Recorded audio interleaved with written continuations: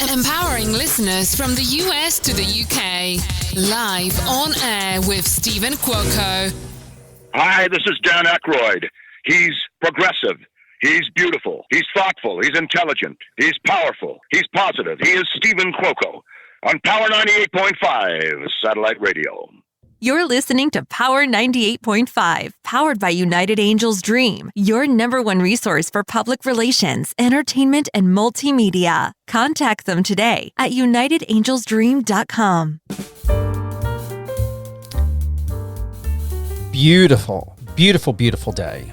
I can't even express it enough. It is feeling like the holidays, yet maybe others would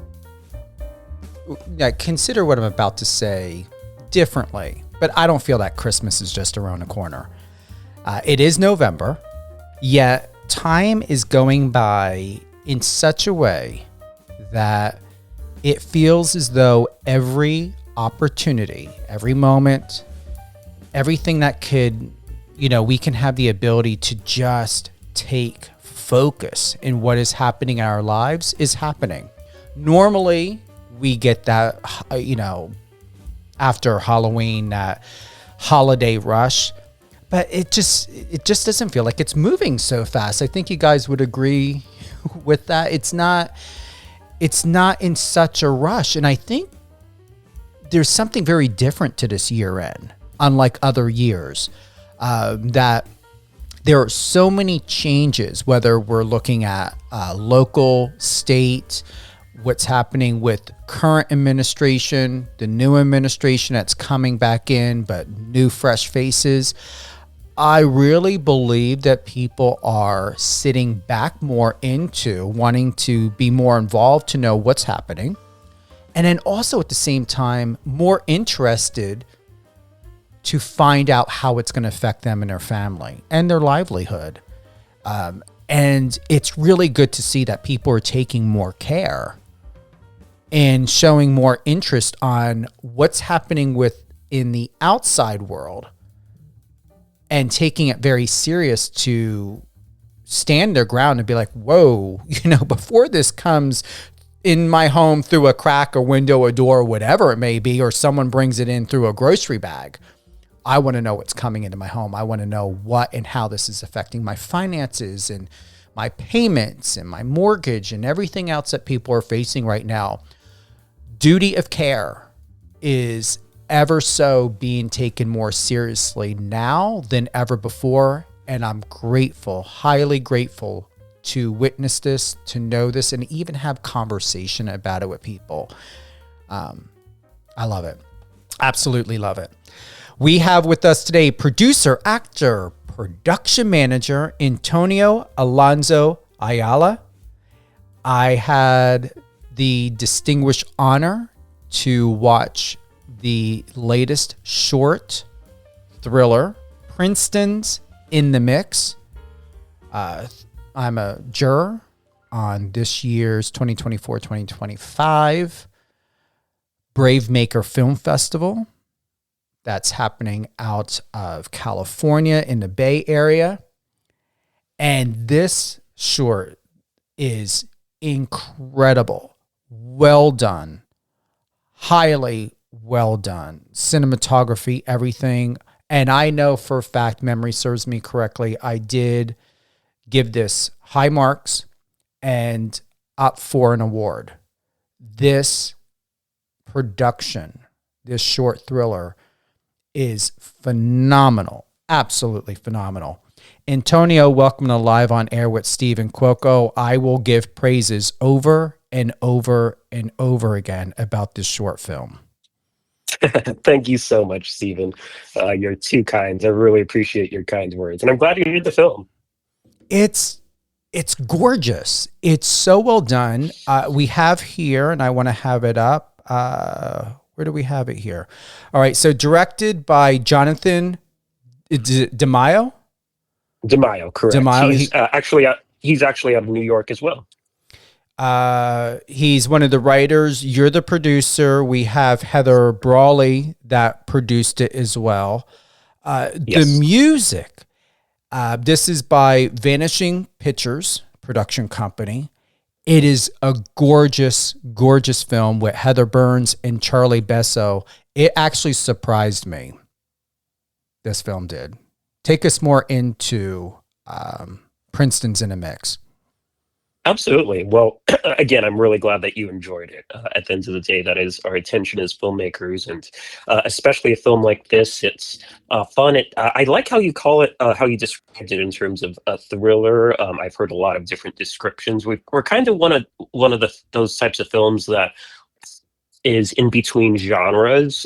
We've been called a horror satire or thriller, but I like the way you described it. But pretty much we follow the story of a mother played by Heather Burns. Her son is his name is Teddy, and played by the great Charlie Besso. He's a newcomer to the scene, but he's will not be a newcomer for long. He's really talented as well, and we really follow this idea of the horrors of what wealthy parents will do to get their kids into the college they want. I mean, very much along the lines of the Varsity Blues scandal and a lot of new college scandals that we're seeing. And I love the way that you opened the show today too, Stephen, kind of talking about current events and especially in these times right after an election, it's definitely top of mind. But me as a producer, I always try and take on projects that have some type of cultural, social, political message behind it, because I truly believe that as an artist, our job within society is to kind of illuminate stories that aren't always told, or at least get people thinking about the world around us in a different way. I have here, and I appreciate that. Thank you, Antonio. Is one of the things I want to touch on or expand on is it says here, Teddy struggling with the SAT, says the mom, played by Miss Congeniality's Heather Burns, explaining her dilemma in Two Fellow Parents. What I recall and remember, not that I went through this with my family, but there are families, especially affluent families, I've seen it, even military and religious, that there is this demand that a child has no permission to make a mistake, especially when we think about cultural responsibilities, ethical demands with someone of a culture. Whether it's Indian culture, Asian culture, Latino culture, that there is a requirement that most families feel that if your great-grandfather was a doctor, your grandfather was a doctor, your dad became a doctor, doesn't matter what doctor you become a doctor.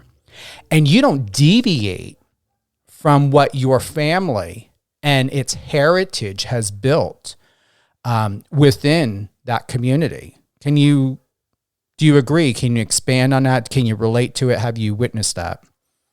Absolutely. And that is a big subject upon the film that we touch upon, is this idea of it's some helicopter parents, or there's even a New York Times article that came out just last month. It's called "The Parents Aren't All Right." And it's about how parents are kind of resorting to things to kind of live vicariously through their children in one aspect. And it's also kind of some of this elitism that we're seeing within society, especially now, is that parents kind of have this idea that if my kid doesn't go to a good Ivy League or name college or whatever it is, then I don't have anything to talk about with my group of wealthy, cloistered, elite community and everything too. And it's a really dangerous epidemic, I find, now within society. And that's one thing that really drew me to the script. I met the writer-director, Jonathan DeMeo, through a mutual friend from NYU. He was actually a co-writer on the film as well, too. David Zaks, he was co-writer and co-producer with us. And we both went to NYU. He put me in contact with John to interview for another project. That other project didn't end up working out, but I know that Jonathan was a director and writer himself and had a lot of different scripts that he was working on at the time. So I met him for coffee, and that's when he showed me Princeton's in the Mix. And he also works part-time as an SAT tutor in the Upper East Side. I mean, you being from New York, I'm sure you know the type of crowd in that neighborhood and everything too. And I feel like every city has its own equivalent to that, and San Francisco definitely has its own equivalent, especially the whole Silicon Valley area now. And I love this type of idea and exploring kind of what drives a parent to want to live vicariously through their child, or push them to the point where it's kind of going beyond what they want to do. So the main character, Teddy, the son, he loves piano, and that is his passion, and that's how he wants to make a living. He wants to be an artist, and he is trying to convince his mom throughout the story that if I get nominated for this Kaufman Prize for piano, then I can get into whatever college I want. But I think it's this idea here too that art isn't a means to its own end, or especially amongst some communities, that it's not going to make you money in life, or that's not a definition of success. But I truly believe that everybody kind of finds their own way, especially being an artist, and having this type of creative outlet is so important in life. And instead of letting him do his thing and eventually get into the college that is right for him, she's kind of trying to push him to take it to the next level in terms of the SATs. She's obsessed with him doing well in the SATs, and he's struggling with it. And she finds out through a friend that if he gets injured, then he can get extra time. And that's where we kind of go into this extreme satire horror element that the film takes the next direction towards the second half. One of the things that I had processed through watching this film is it gives a clear notation that something is wrong with the mother. But also at the same time, my interpretation when I watched the film is it left a question of, is it really the mother? Is it really the pressures of the parent? And what I took away from this, Antonio, is even before the end of the film, I felt as though the problems ultimately culminated and were the repercussion of the son's belief and his belief systems, of the relationship that he wants to have with his mother, but knows he could never have it because of her unhealthy psychosis. And instead of him adapting and becoming like her, it's almost as though she was presented as the villain, but he was ultimately, my interpretation, he was the true villain that was the villain to himself. Ooh, that's really interesting take. I like it. I mean, I'm not one to kind of tell audiences how to feel. I love that. That's the beauty of film as well, too, is that kind of we take our own interpretations of the same story, the story that everyone watches. We all kind of take our own interpretation from it. But I could definitely see that. And it also goes beyond just the mother. We also have a scene between the mother and two of her friends, and they're all obsessing over the same thing. And at the end of the day, it's also about society and how we're raised in a culture where name value kind of ends up taking its own, becoming its own monster, and especially amongst communities that obsess over kind of the name of the college that you go to, or the prestige of being able to say Princeton or NYU or whatever it may be, and everything too. And that's something that we try to touch upon with the story, is kind of how the mother is also a product of how society has really trained us to kind of value that. And instead of listening to her son or supporting him in terms of what he wants to do, then this just kind of takes over her, and it takes over him as well too, but kind of in a different aspect. He well, at one point in the story says, there's kids who need extra time and I don't need it. And that is very much a real thing. I mean, there's a lot of students, and I struggled when I was younger too, who need extra time because of accommodations or ADHD or whatever it may be. However, people who kind of use that as their own means to cheat the system or get a leg up when that's not really the case, that is really what is kind of a wicked problem that we try and explore within the story. One of the things I would like to touch on is Ivy League students often face unique psychological challenges due to the high pressure of environment. Studies have shown that these students can experience higher levels of anxiety and depression compared to their peers at other institutions. The intense competition and rigorous academic standards can contribute to significant stress. That was published on survivingivy.com. Regarding financial aspects, donations play a substantial role in Ivy League institutions. These schools have massive endowments, often exceeding billions of dollars. Donations from alumni and other benefactors can influence admissions decisions, with some schools maintaining Dean's interest list for applicants connected to substantial donors. And to finalize by saying, this practice can perpetuate wealth inequity and class divides.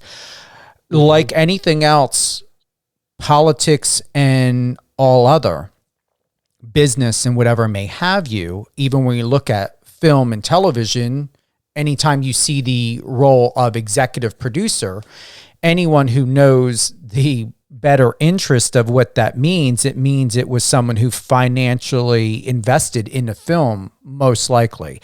And normally actors can buy themselves into certain roles, and A-list celebrities are very well known to do this, to get a certain role for whatever it is of what they're looking to do, and or some sort of contract if that they are looking, having their production company included in the project. So it looks more like we're in it, and we've always been this way. It's been this way since I can recall, since the 70s, is that it is a pay to play. It is all about what is the status you seek? What is the status you currently have? Are you looking to elevate? Are you looking to sustain? And at what cost will it come? Are you buying it? Are you investing into it? Are you donating to it? Or are you supplying? And honestly, and I can say this not from experience, but from fellow college, people that have gone to college, my fellow college mates, is that children are used as leverage in these business deals as well. Absolutely. And I like what you were talking about in terms of this idea of these Ivy Leagues and everything too, and how this pressure is so big. And there's also pressure in terms of families and being a legacy at a certain university. And it also creates undue pressure on children who are trying to kind of live up to that expectation, not only for their parents, but for society and for themselves. And I mean, college is already characterized enough. And I've kind of come from both worlds in this aspect. I did my undergrad at San Francisco State University, and then I did my graduate degree at NYU, and both very great experiences. And I don't necessarily see one as being more superior than the other, but there's definitely different experiences in terms of those two types of schools and everything too, especially a bigger university like NYU that has that type of pressure. I came from a family that didn't grow up with a whole lot of money, so I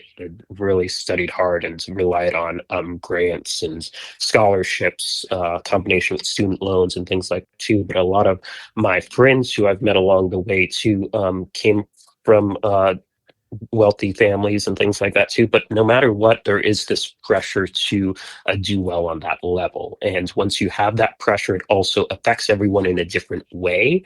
And that's also something that comes across in the story, I hope too, is how these societal pressures or these names and everything to kind of transform us into a most didn't recognize from the beginning. From Brown to Columbia to Harvard, once again, it's a pay to play. It's about status. And what I appreciate are the changes. Finally, people are done with being dismissed by not being credited, acknowledged, or even respected for what they've earned. Here, Columbia University's fundraising website classifies donors into the following categories: Loyal Blue Society for donors of any amount who give to Columbia for 2 or more consecutive years or who set up a recurring gift. 1754 Society for donors of any amount who name Columbia in a will, trust, or estate plan. And then Founder Society for alumni business owners who donate their time to mentor current students. This is published on ivycoach.com. From Brown to Columbia to Princeton and Harvard, there are different sectors of areas that even give specific amounts. Harvard members annual gift up to $50,000, all the way up to $500,000 gift or pledge. It's about earning. I was just, with the Cheer Choice Awards, very honored to have been nominated. But also at the same time, I know that I earned that nomination. I went to university. I took an oath. There are laws and ethics and policies I have to follow, that I choose to follow, but have to follow because I'm a publicist, but also a journalist. And what is amazing is that many people and companies and organizations or things like this fail to realize that when someone earns something, that is an accomplishment and an award in itself. To me, whether I win the Cheer Choice Award or not officially, Antonio, I don't care, because I already won by being nominated. And I know I already won, with all due respect, compared to the other nominees in media and journalism and podcasting, is that I know what type of credentials I've built and the reputation, the merit that holds to my name, Stephen Cuoco. And I really would like that, people to start changing, and companies and organizations, is that buying something does not guarantee you merit. Buying something is no different than an Olympic athlete winning gold and giving the false impression to sponsors and coaches and donors and the investments that they get to keep winning, and then to secretly dope to have won that medal, but falsely giving the public the idea that it was won on merit. And that happens too much. Way too much, especially with these award shows. I'm going to, close and give the mic back to you, Antonio, is, the option that you can buy votes? Absolutely not. Absolutely not. And then the lack of transparency when we think about, awards. And a lot of people don't know this, but they assume the Oscars or Emmys, people are just freely going to that because they're a major A-list celebrity. No, those chairs are paid for. Everything is paid for. There is a membership for everything. And I believe, and I want to thank you, Antonio. I've always known it. I've always gotten it, but I'm having this aha moment. And I mean, it's really going through me right now. What I'm about to say is, I accept that I have been frustrated forever, decades, that I have not gotten further in my career, especially financially where I wanted to be. And having had a conversation with a very close friend of mine who's in the industry, the film industry and television, it really does make a difference when you earn things without selling a piece of yourself to get ahead, to give something and someone else permission to possess your name, your identity, your credibility. And that's what I see. These donations are permissions to possess someone's son, someone's daughter. I mean, even, dads and moms are going back to college right now and doing the things that they're doing. I just think that this needs to stop. Absolutely. I couldn't agree more with you. And that's really the reason why we made Princeton's in the mix too, is to explore this idea. And you touched upon some very interesting things in that question as well too, about pay to play. We live in a pay to play society, and a lot of what is coming out now in the news when it comes to Varsity Blues, and everything that's come after that, some of these other college scandals or other just scandals in terms of the idea that you can kind of buy your way to the top and everything too. It's becoming a lot harder to do that and get away with it too. We have kind of lived in a society where this has been a norm, and this has been an idea where if certain people who have this power, have this wealth, kind of feel like they're entitled to reap the benefits without putting in the work. And of course, congratulations on your nomination as well too. Thank you. It sounds like it's very well earned and everything too. I did some research on you too, man. Thank and you. Your career is very impressive, and it seems like you're continuing to do impressive stuff. And I'm excited to see what you continue to do in the future.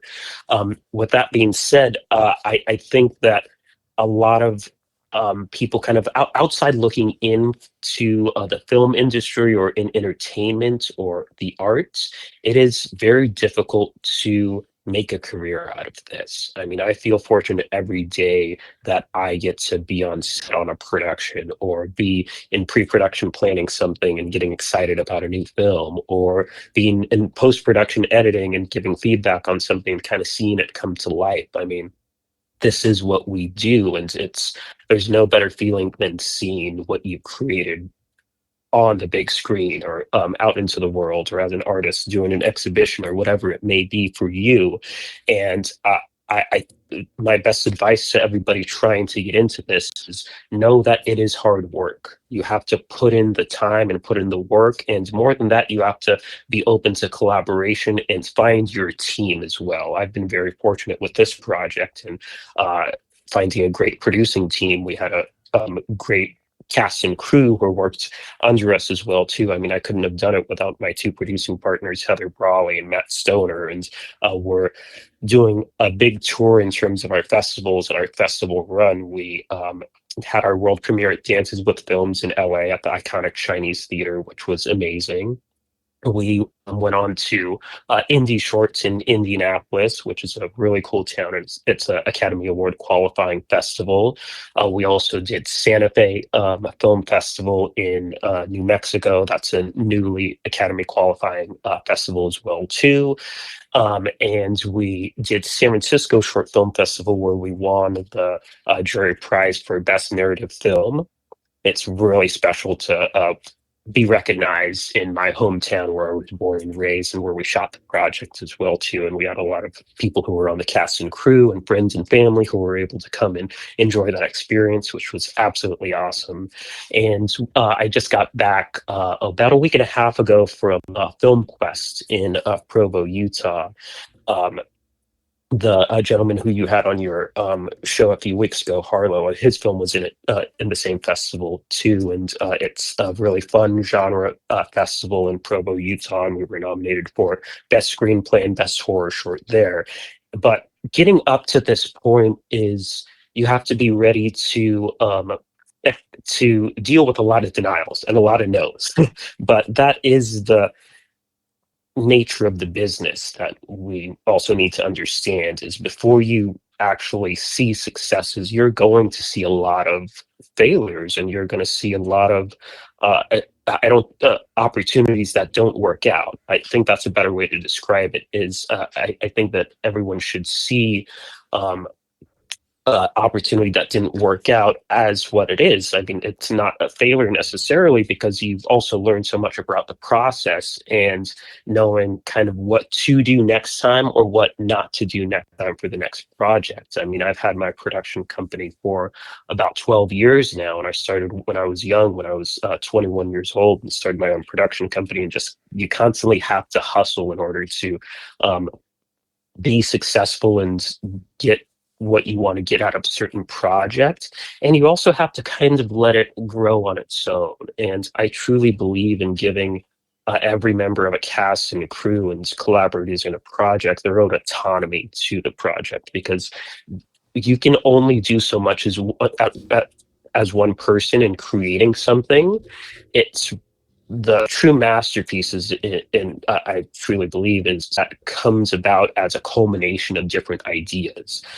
I can only take my ideas to a certain point until I have to rely on my cast and crew. Our director of photography, Jason Josepher, was amazing, and we worked with a lot of people from the Bay Area who I have gone to college with, who I've known for 10, 20 years, or people who are new in the industry as well too. And it's really about supporting each other as creatives within this industry, and knowing that you make it together, and you have to be receptive as well, especially as a producer, director, or someone who kind of has that um, leadership within a creative projects. You have to be receptive to um, what other people around you bring, because they bring an entirely different background or entirely different creative perspective than you have as well too. And you have to know that your idea can grow to be bigger than you ever imagined it to be by this collaborative process. And that's one thing I really love about what I do as a producer, is I get to work with different talented writers, directors, actors, cast, crew from all over the world. And I'm really excited as to other projects that we're developing. We have a lot of features that we're in development right now, and all of them kind of have this idea of some type of cultural, social, or political message behind it. I love films like Parasite. That was one that was a big inspiration to Princeton's In the Mix, where it has to deal with classism, and you are going to the theater to unplug from your own daily life, but you're also looking into someone else's life there too. And I feel like that's a great opportunity as a producer to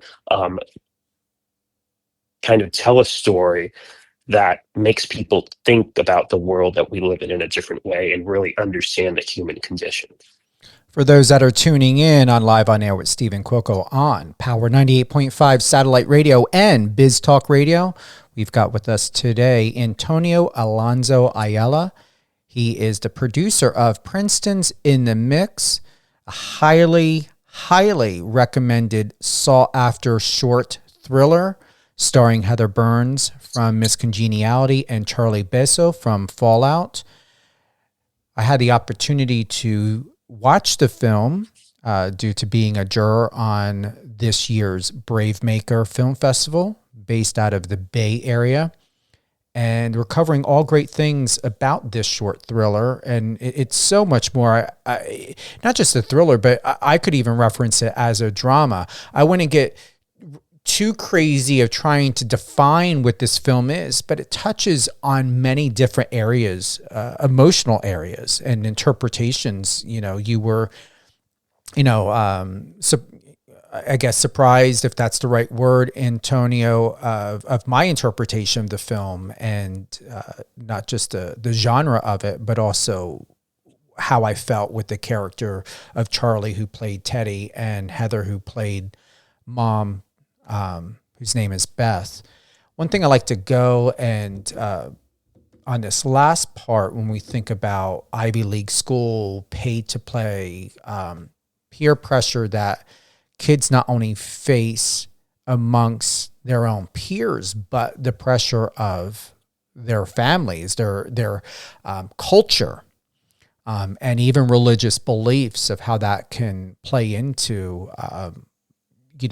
students, young people wanting to live their own identity or autonomy and struggle with all of this noise and bombardment that they need to be and become something while still trying to figure out what it means to be a kid, a young adult, a young man, a young woman, a student. I'm going to read this. Faculty power also plays a crucial role in shaping the student experience. That was published on ivycoach.com. This stands out to me to be extremely alarming. This next part that I'm about to read. Professors and administrators can have a significant impact on students' academic and personal lives, and their decisions can affect students' mental health and well-being. That was published on The Anchor, a Marymount High School student publication. That was published on December 15, 2023, Health and Leisure section. Once again, I just want to recap that of professors and administrators can have a significant impact on students' academic and personal lives, and their decisions can affect students' mental health and mental well-being. I rarely, Antonio, hear about accountability when I think about administration of what happens behind those closed doors or in those private conversational rooms with a professor or even faculty. How many secret conversations are being had? How many secret reprimands, threats, intimidations are happening? No one else knows about it. Absolutely. And I think that is something where, it can be a positive and a negative. Positive in the aspect where, I have a lot of professors who have been my mentors in life, and I go back to them to this day to kind of just get advice on a project or just kind of catch up for coffee. And they have had a positive impact on my approach as a producer to my work, and also a positive impact on my experience from being at that university, and kind of taking away what I took away from it and doing the projects and work that I do now. However, it is negative in the other aspect too, where it is a portion of life where young people are vulnerable, and they're trying to soak in as much as possible to define themselves and also define what they want to do in life later on. And if you have someone who's kind of has a different aspect, I believe that being someone who approaches it with kind of more of a drill instructor type of attitude can be dangerous in that aspect too, because you're isolating students sometimes, and it can have a negative impact on how that young person kind of views that career and what they want to go into. And I have friends who have had a lot of negative experiences. I've had my own negative experiences as well too, with faculty members at the universities who feel like if you're not approaching the work in the way that they define it should be approached in, you're automatically wrong, especially when you're thinking about a creative industry and how we all have our own interpretations. We were just talking about your interpretation of my film that is new and fresh, that I haven't heard recently, but it's really cool and I love it. And we all kind of have our own creative aspects and our own interpretations of how we'll approach our own work as artists, because it's very much subjective, and it's one where it's subjective to the viewer, the audience, but it's also subjective to the creator. That what works for me as a creator isn't going to be the same thing that works for you, or that works for someone else who has done it for a while or who's new to the process. And I think as you're learning as a young person in the creative industry, you have to learn what works well for you. You can look and observe and explore the ways in which others have been successful, but that's not going to be the way that you define success for yourself. Maybe you can find certain similarities to others' experiences, but you have to also take that and define it for yourself, because we all have our own approach to it, and what works, like I said, what works for me isn't going to work for everyone else. So I think that that's an important aspect that faculty need to keep in mind and really emphasize more, is having young people find their own way in terms of creating within this industry. Antonio Alonso Ayala, producer of the new hit film short, Princeton's in a Mix. Any closing thoughts? If anyone happens to not be able to attend Brave Maker Film Festival coming up in 2025, which we hope you do, where can we watch it? Where can we see more of it? Is it going to go more out on distribution? Is it going to be on Netflix, Peacock, Hulu? Where are you going with this film? Hopefully. We're still at the very beginning of our festival run right now, so we're not too sure in terms of where this film will live at the end of the day, but I know that we are going to have some festivals coming up next year throughout the country, and if you want to stay tuned, you can follow us on Instagram, Princeton's in the Mix, all one word, or princetonsinthe.mix.com, the website. There we have a lot of press and interviews, and we had a great article from Movie Maker magazine. And we're really excited to see where this will end up at the end of the day. My producing partner, Heather Brawley, is in distribution. She's VP at a big distribution company in LA. So I let her kind of handle that end product of it. But I think closing, what I mentioned before too, is really about finding your tribe as a creator, and surrounding yourself with like-minded people who help emphasize what makes you unique in this industry, and what works for you as a creator, again, might not work for others, but surrounding yourself with like-minded people, or people who complement your own background, is really the key to making it and continuing to produce anything. Just have fun with it, you know? Thank you, Antonio, for being with us today and for sharing incredible insight as a producer, as someone who's passionate in filmmaking. And Princeton's in a Mix, very well done. It's polished, it's pristine, and no matter what anyone says, how many stars it gets, what sort of reviews, just know that how you feel about the film, Antonio, and your team, that's what matters most, because it's all subjective.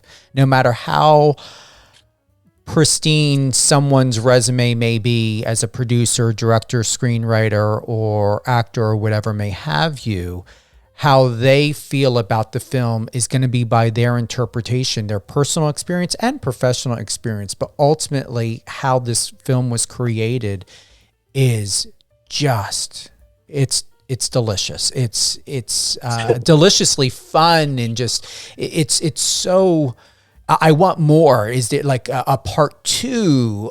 The length of the film, perfectly done, not an hour and 20 minutes or an hour and a half.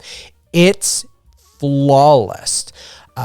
It's something to be proud of, and it's a dinner and a movie type of film that I would enjoy having some steak or seafood and a mimosa or a vodka and cranberry and watching it. It's fabulous. Thank you. Love it. And I really appreciate your time today, and you're great at what you do. And again, congratulations on your nominations. Wish you the best of success as well too. And I'm really happy about what we accomplished with the film, and I'm really proud of every member of the production team who helped us all make it happen. Any closing thoughts? Any shout outs? Anything you want to give or share before we head on out? No, just to audiences, again, follow us on Instagram, all one word, Princeton's in the Mix, no apostrophe, or princetonsinthemix.com. We're going to have some exciting announcements, hopefully in the next month or two, about some festivals that we're going to kick off the new year with. And as far as what's next, Princeton's in the Mix is kind of its own contained film, and I'm glad that you love the length and how contained it is. We try our best with that.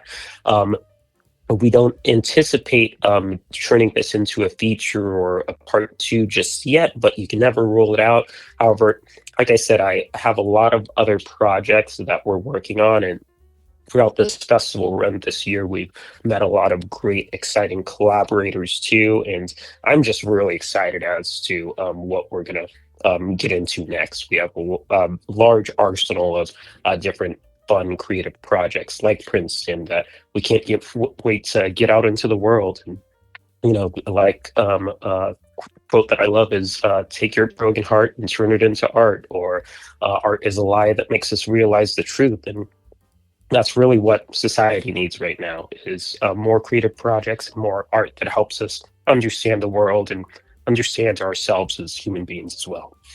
Thank you, Antonio. Thank you. Thank you to everyone who's tuned into Live on Air with Stephen Cuoco on Power 98.5 Satellite Radio. All great things. Power 98.5. Download the app. Tune in on Alexa. Power 98.5 is available on Apple Music.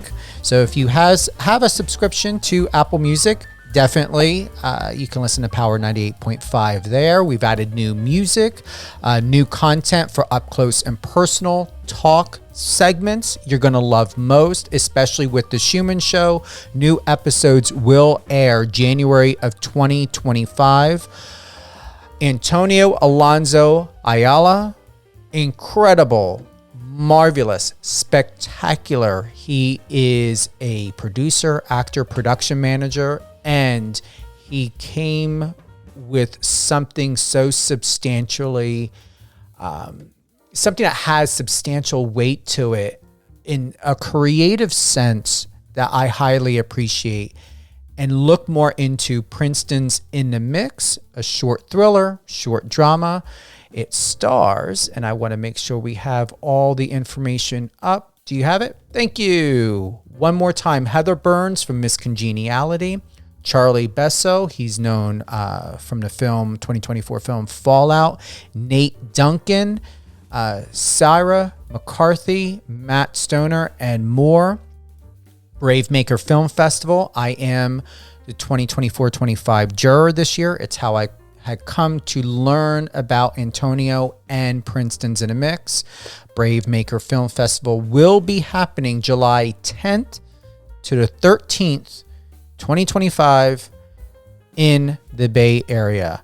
You can head on over to bravemaker.com. You can also look up Brave Maker Film Festival for all things and more. Film festival fun, and submit your film. We would love to see what you have created. Thank you for being with us today. This episode will air on any one of your favorite podcast platforms. Just type in a search, Live on Air with Stephen Cuoco. Also, Live on Air with Stephen Cuoco will air weekdays, or is airing weekdays, 8 a.m., 12 p.m., 5 p.m. Eastern, Saturdays, 10 a.m. Eastern, Sundays at 9 p.m. Eastern. Have a great holiday season. Thank you to the Cheer Choice Awards for the nomination. I'm right along with Travis Kelce and his brother's show. I was very surprised by that. So they have a great great nomination list this year. And once again, I'm very grateful to be alongside Travis Kelce and his brother. And I'm going to go ahead. Can we pull it up? It's Travis Kelce's podcast. It's with his brother. Yes.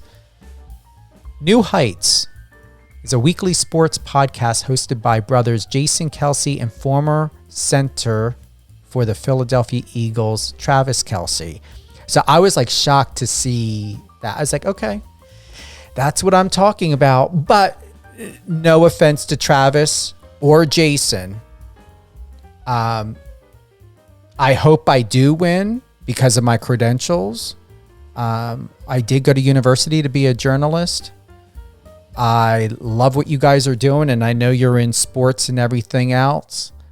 And not to take away from the podcast platform, but this is a radio show. So if we're going to be in some sort of competition of who's going to win, as much as I respect and appreciate you, Jason and Travis, I hope I beat you guys. Not only with the list of who I've had as a guest on my show, but being in the industry for over 30 years.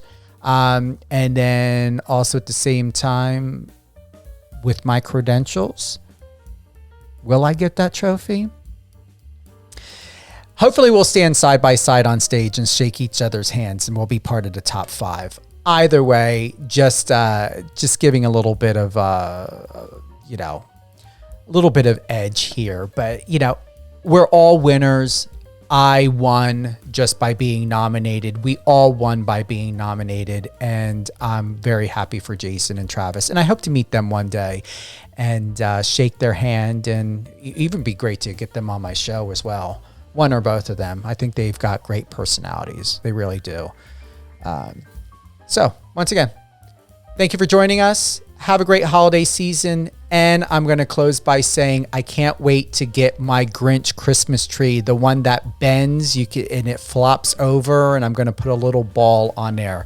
I'm not much into Christmas decorations. I'm not much into decorations at all. I call them dust collectors. But I thought to myself, I really meditated on this.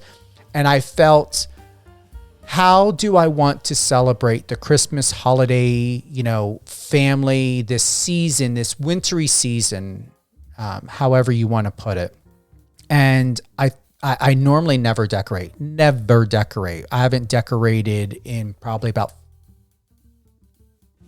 13 to 15 years. I mean, really into the holidays.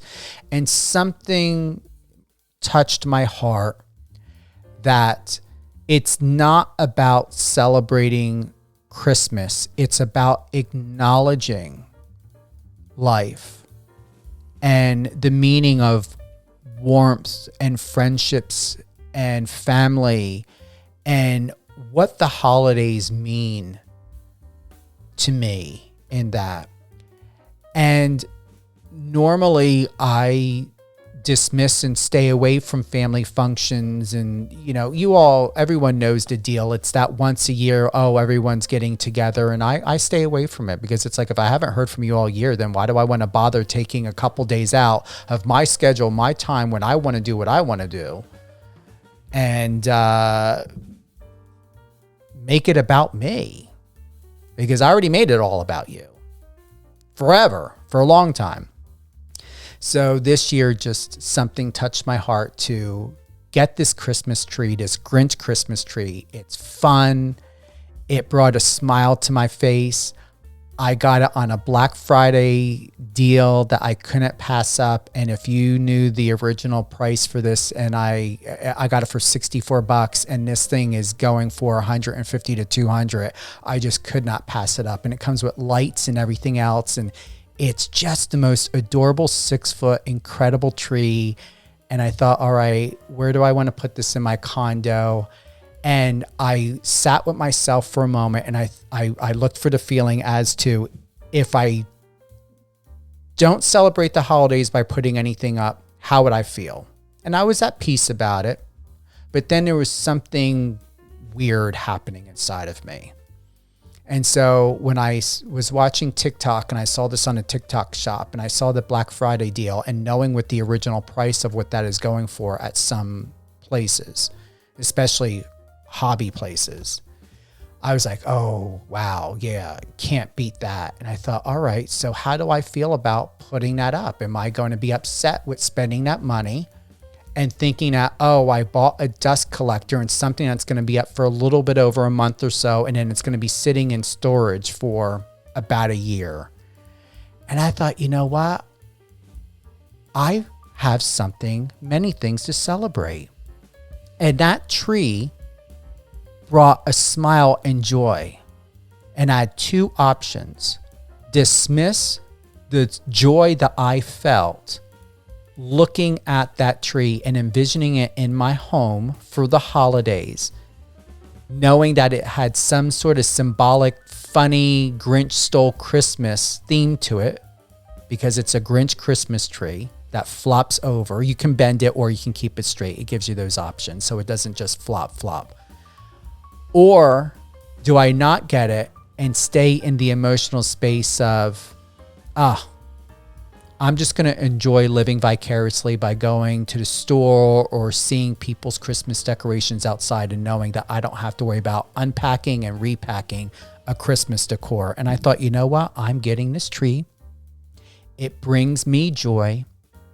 I feel like a kid. It brings back memories of wonderful childhood memories of moments I had during the holiday time. And I'm going to celebrate it my way and by the joy that I feel.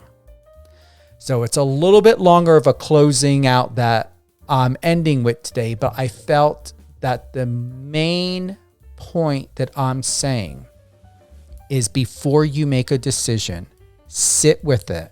Give yourself 2 to 3 scenarios. Sit with how you feel and make a decision of what brings you joy and fulfillment, even if it has do I really want to deal with putting up a tree and only having it up for a month and a half, and then I'll be taking it down and spending $64 or whatever it is, and then I'm going to be packing away and I'm not going to see it for a year? If it's going to bring you a joy for a month and a half, take 1,440 minutes and times that by however many days you're going to have that tree up. That's how much joy is going to be in your life. And if we want to get really technical, there's 86,400 minutes in a day. Take 86,400 and times that by the days your tree will be up, your decorations will be up, and the joy you're going to feel every day. 86,400 times that by 30, times that by 40, times that by 45. However long you plan on keeping those decorations up, that is how much joy you're going to be living in. It is well worth it. Have a great holiday season.